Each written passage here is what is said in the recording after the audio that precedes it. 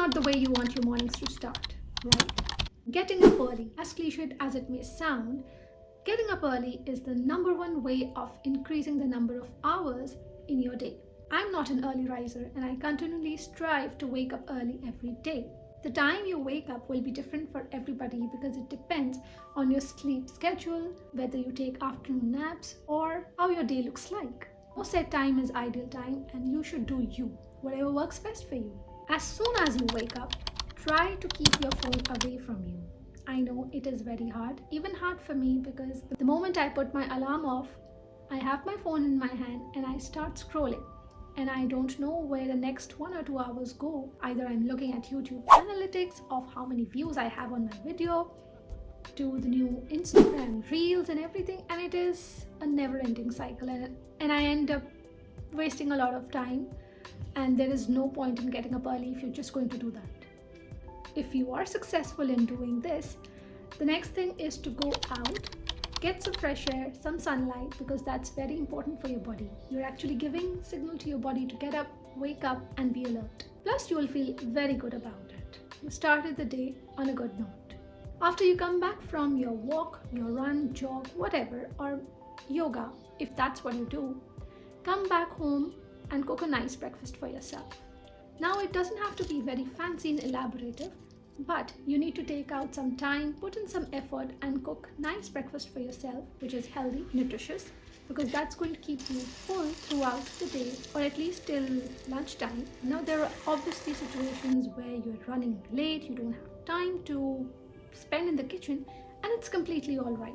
But once in a while, make it a point that you do it for yourself.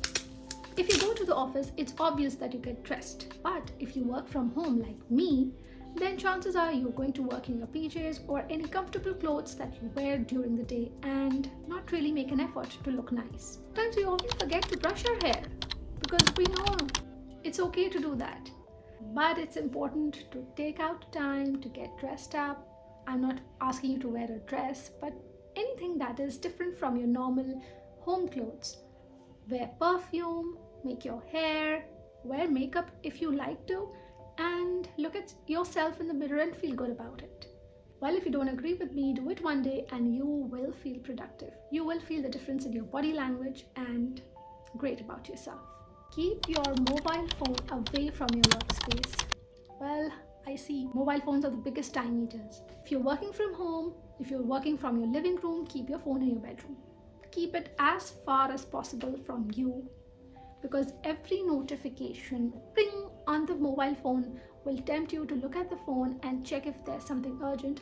And trust me, 90% of the times it's not urgent. You can put your phone on silent mode, or you can disable pop-up notifications, because every time your mobile rings, your brain tells you to go and look at it and you want to kill that. You should also avoid attending phone calls that are not urgent during your work time, because phone calls will take a lot of time without you even realizing it. Now, you have to take control of micro distractions. Identify the micro distractions during your work and try to minimize them. These micro distractions could be a phone call, a text message, an email notification, or a bell, or random social media scrolling. One very good way is to install apps that take a note of your screen time, and they will tell you if you're above it or below it. They will give you a summary and they will also stop you from using it. So many times we don't realize that 5 or 10 minutes here and there would amount to a lot of hours in the day. If we have that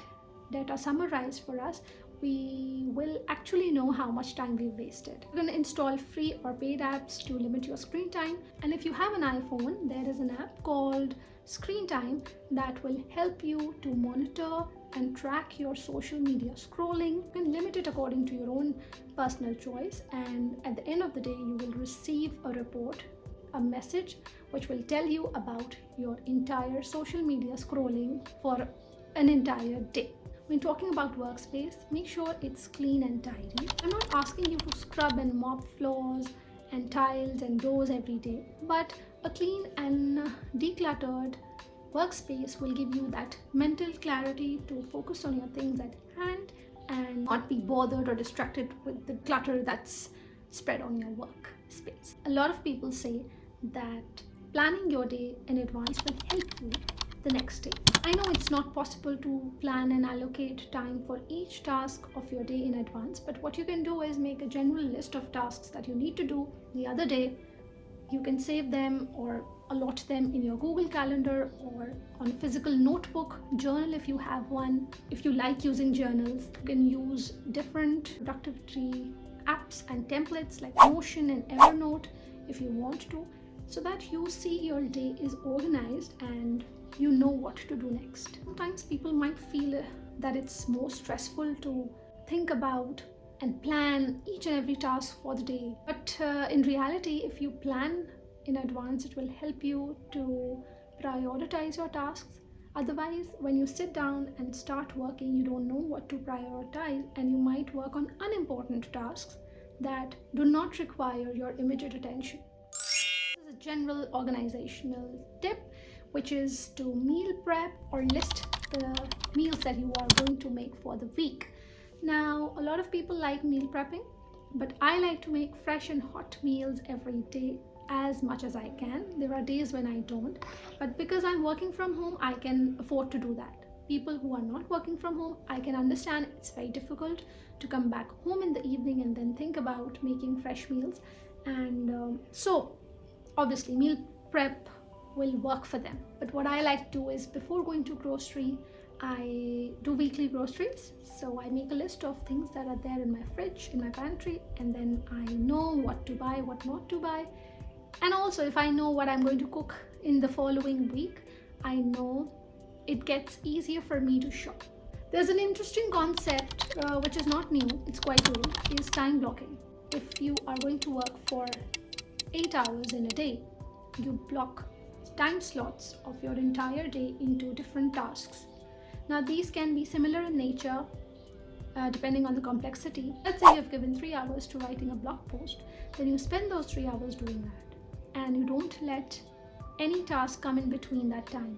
Now, obviously, if there are some urgent situations that require your immediate attention, you will definitely look into that. But sometimes what happens is when you're thinking about a task, you keep your mind, especially ADHD people, I think I'm one of them, we think about different tasks. So I'm quite easily distracted by anything and everything. So if I'm working on a blog post, I will think of a YouTube idea and then go on to script the video. While scripting the video, I will think of another way to build a sales strategy for my business and then hop over to that. And I have so many tabs open on my laptop by the end of the day and nothing is accomplished. There is also another strategy, which is allotting an entire day to a specific complex task, and then you spend the entire day doing that.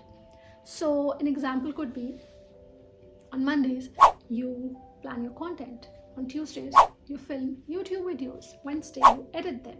Thursday, you work on your website and building a sales strategy. And Friday, you build more on your strategy. So you do more strategy work. You don't do any tactical or documentation work. So you can give a different day to a different task and then focus on it. Because focused work will give you more results in less time. Comment down your favorite tip in the comment section below, and don't forget to watch this video next to be more productive. Bye.